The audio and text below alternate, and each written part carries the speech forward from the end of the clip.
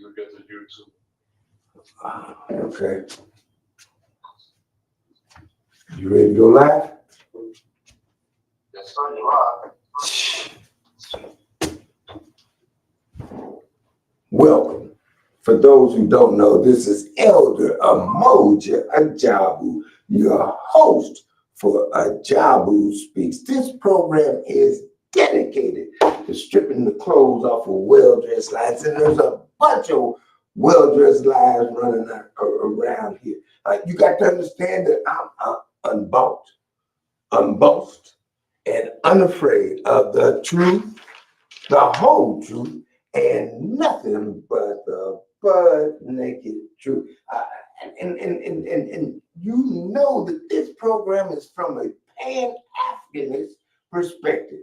The Black Panther movement is a black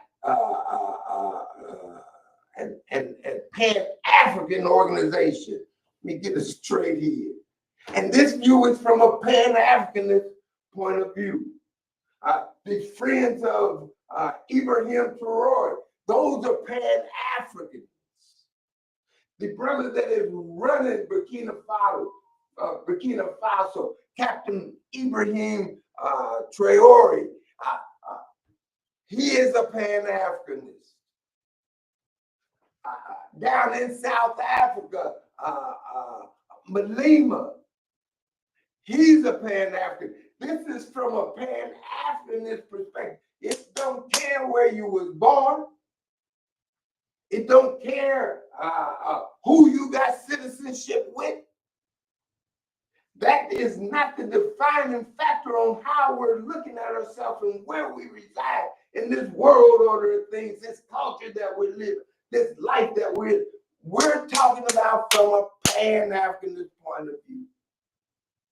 And because it's from a Pan-Africanist point of view, it might run into conflict with your government's decision. And I don't care whether you live in Germany, whether you live in France, where you live in the United Snakes of America.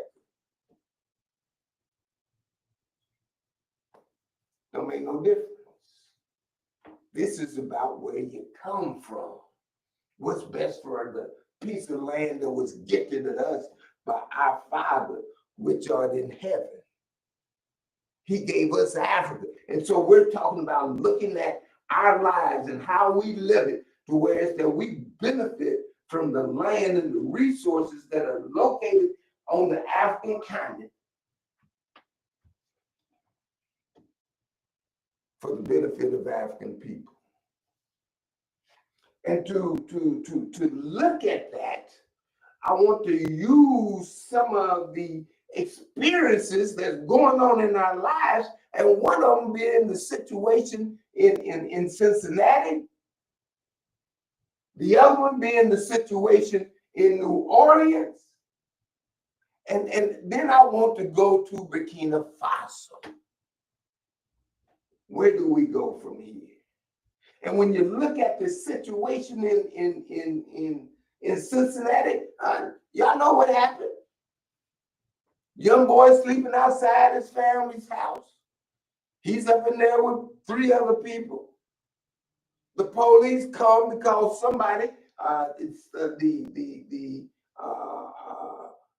bank or whoever he's got the loan with, saying that he ain't paid the payment, and so they done called it in stolen. And so when the police run the tag, they say it's stolen. So they go to try to apprehend the people that are in the car because it's a stolen car from their record. When they go to engage, the young boys run out of the car, and one of them, Ryan Hinton, they catch and say he had a gun, but when we look at the video, we don't see no gun.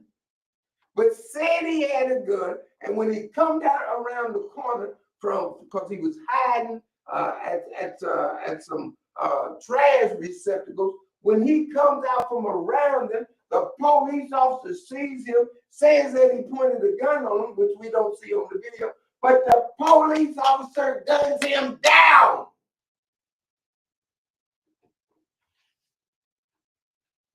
And we want to talk about that. Because when that happened, Ryan's father, Rodney Hinton, was called to the police station the next day to look at the video. And when he saw the video, it triggered him to leave the video, go out and find him a cop and run over him. Say, y'all can't do my boy like that. My boy has value. My boy means something to me. You just can't take his life like I saw you take his life and expect that you ain't gonna have a problem out of me. And they did. He left the place and went and ran over a cop. And we ain't mad at him.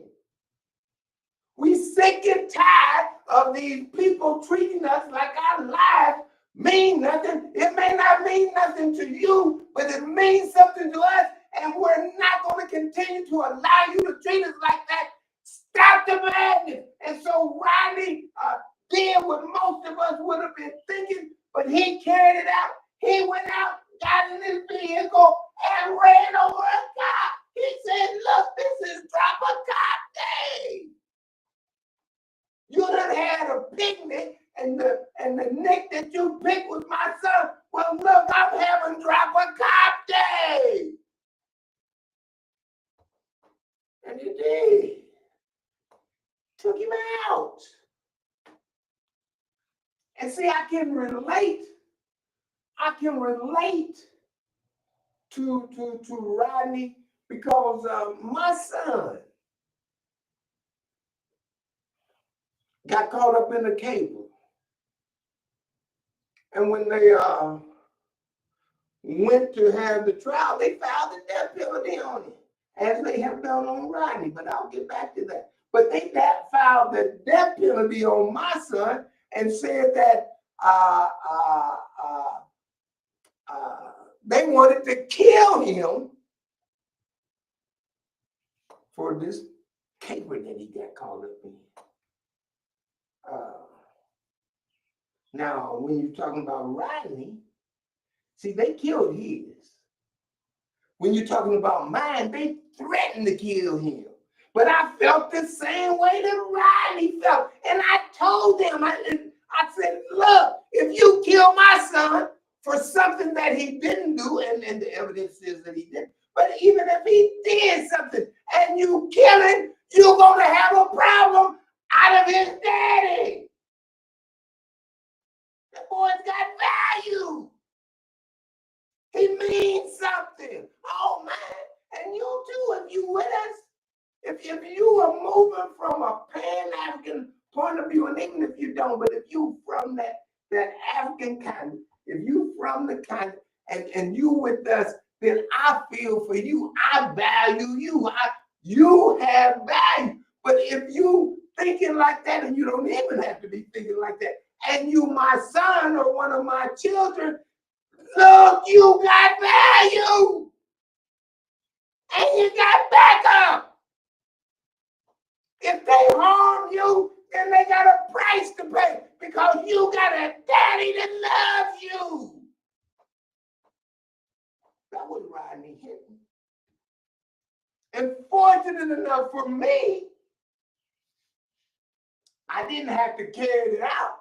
I would have. Because they came with a deal, and evidently they thought I would have, because they came with a deal at the 13th hour saying, look, if you just let the judge sentence your son, let the judge, don't let nobody else. Will you let the judge send your son? And if you will allow, and you and your son would agree for the judge to sentence your son, then we'll take the death penalty off the table. We said bet. Yeah, bet. And so they didn't kill my son, and so I didn't have to carry out my threat, which I would have.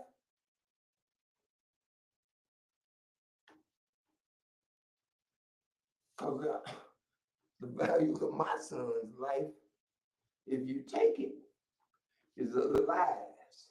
He's valued like that. And I bet if we start doing that, and I see it happening, I predict that more of this is going to go on. People are going to get sick and tired of these police taking their loved ones out, and they're going to turn on the police. I see it happening because that loved one means something to them. And then it's going to be like they don't care if they don't get the one that did it. He's with the ones that done it. Any of them do. You go Nick, and we're going to have a drop a cop or two or three. Or how many of we can find out there slipping? I'm telling you, I'm unbossed, and unafraid of the truth, the whole truth, and nothing but the naked truth. And so we support what Rodney Hinton done. We love his son too. And now they done found the death penalty. I thought, man, don't kill that man. Are y'all crazy? Have you bumped your head? I don't kill that man. And see, they moved him, and y'all with me. Don't kill that man. But they moved him because they felt that we were together and this could be a catalyst. So they moved him to Claremont, which is an all-white area in small town Ohio, about 20 miles or so outside of Cincinnati. They moved him because they were, and the police officer told me, said that they didn't want anything to become of him, and they didn't want him to be in the city to where it's that he might be a spark, that he would make something happen. See, because they was concerned about them brothers and sisters in New Orleans. They was thinking like something like that would happen. Y'all know what I'm talking about. Let me tell you if you don't know. Some brothers is locked down in New Orleans. They creative enough to where that they found a way to break out. They broke up out of the county jail. Them some bad cats. And they coordinated it to the degree to where that they had personnel that was working for the jail help them.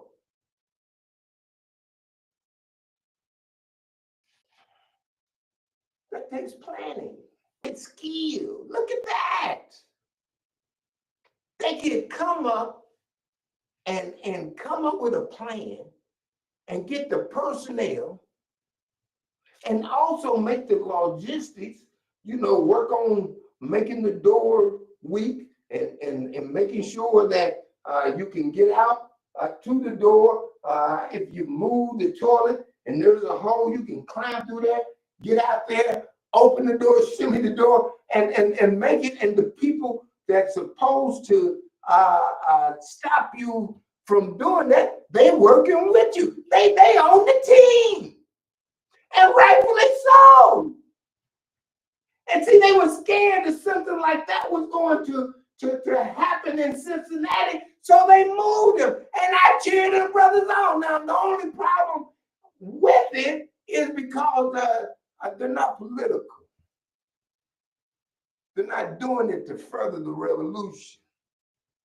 I mean, and I don't know why they done it, because but I do know that when they got caught, and there were 10 of them that got away, they didn't call 8 of them. Not one of them have made a political statement about this country has no moral authority to lock up any man or woman of African heritage because of the way that they done treated us. Now, you ain't got no authority. I don't care if you make a law. You don't have an authority to tell us how to act from the way that you done treated us now. Fuck that. And I haven't heard that kind of political maturity out of them. And I applaud what they've done because I can look at the planning. They are brilliant. And I love to get them out of there. And they ain't the only ones up in there. There's a bunch of sharp ones up in there. And I won't even go into that on a personal experience. But I've seen it happen firsthand. But now I'm looking at that. They done got out. And if they were revolutionaries, they wouldn't let them take them back in. There'd be a price. Said, nah, lock me up. You better come with some backup. Because I ain't going like that. And with the help that they had, if the plan had gone even further to where that the help out in the community was on board, if the police came to where he was at, there would be a contingency there to say, nah, you can't have him. You can't, he was ours. He might be a misfit with you, but he fits finely with us. So no, you can't have him. And if they tried to take him after we done told them that they can't have him, then we would respond in kind. So, rat-tat-tat, better get your ass back. And we get properly organized. And so I done talked about Cincinnati and how they are trying to kill a father, our brother, because he saw how they killed his son and told them that his son's life has value. So he went and dropped the cop. We ain't mad at him. We ain't mad at him. And how, if the brilliant young brothers there in New Orleans were politicized to where how to break out of those prisons, see, we could have learned how they done that, and they could school the people there in Ohio. So we are strong enough to where they can't lock us up. Now you better get out of here. We ain't doing it like that up in here, and you ain't either. And we're organizing to get that strong to say enough is enough. You ready? Because this mentality is permeating. It's catching fire with us all around the world. You got the brother in Niger, Mali, and Burkina Faso. They done took the land. They done told the white folks, French, look, you stealing our natural resources. Our people are not benefiting. You gotta stop that. And if you don't stop it, we're going to kill you. And the French said, oh, okay. And got their ass up out of there.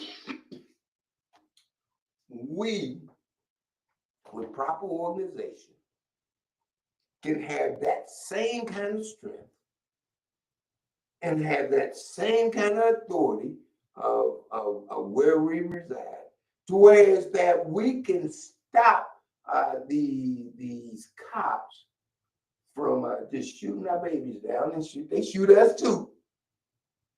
But shooting our babies down, we can become strong enough to where so we can stop that.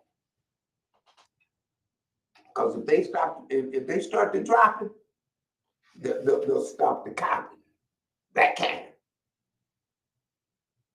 And we have that kind of authority with organizations. And so we're going to be talking with our brother in Burkina Faso. We sure hope that that happens. We're going to take a delegation over there and let's have a conversation.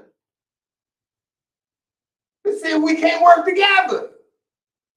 This white boy working together, and then this white boy over here, he got the nerve to send one of us, and we got to wake up from that, man. You got to quit that, Michael Langley. You got to quit that. See, that's a person that is defining themselves by where they're born and their citizenship. And if you use that point of departure to determine where you are in the world order of things, you'll be doing things that are against your very survival. And not only yours, your mamas, your daddies, your children, all because they paying you well. I know they giving you 6 figures, man. They giving you a little better than 100 grand a year, but that's not enough money to sell your people out there. Especially when your people are sitting on the 4th largest deposits of gold on the African continent and the 13th largest in the world. Man, them people rich. They just don't know how to get the money. Or went for the okie doke. And they said, nah, man, it's over with. You got it, but that's over with. Get your ass out of here. Admit it. And accomplished it. And we can do the same thing. We just got to have the audacity. We got to know who we are. We got to know whose we are. And we got to know where we are so that we can act appropriately where we are. Up, you mighty people. Accomplish what you will. That's Marcus Garvey. Up! You's a bad man. And you's a bad woman. And together, Lord have mercy. It don't get no better than that. And we don't want to take none of this land over here. We don't want the Native Americans land. Some of us are saying, okay, let's get a piece of land here, and because we here, and nothing wrong with owning property. Nothing wrong with that. But we don't want to take a land and establish a nation here in America because that's stolen property. We better than that. We don't have to get some property that was stolen from somebody else, and act like it's ours, and do the same thing on the land, or do something differently, but still have somebody's land that was stolen. No, we better than that. We don't have to use no stolen land. We can use and should use and gonna use the land that was gifted us by our Father, which art in heaven. Watch this. Allahu Akbar. God is the greatest. Our Father in heaven is the greatest. And because we are our Father's in heaven's children,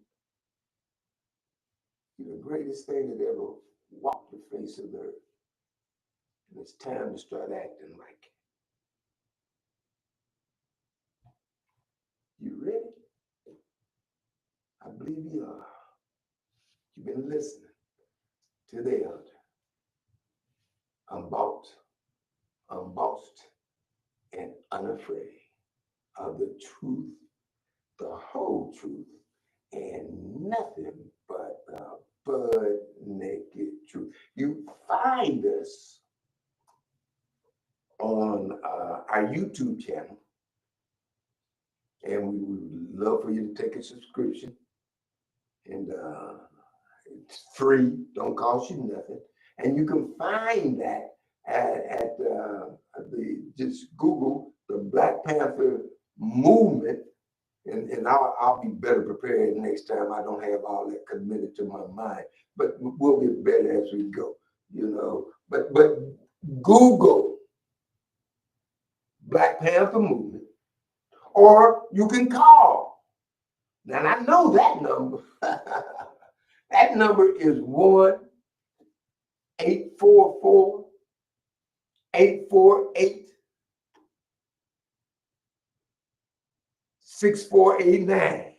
Shoot, I almost lost it, but I'm 76. I can do that. Let me say it one more time.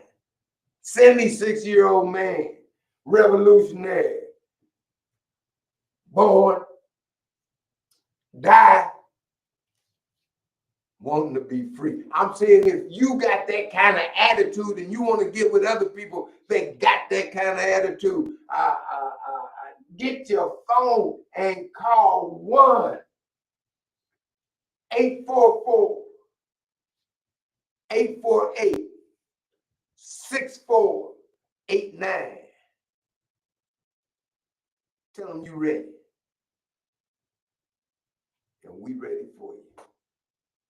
Every Friday, 7 o'clock Eastern time, we're going to have political education. This is the Black Panther movement's political education. Let's get educated so that we get motivated, so that we don't get relegated to someplace other than what we should be in this world order of things. See you next week. Black Power.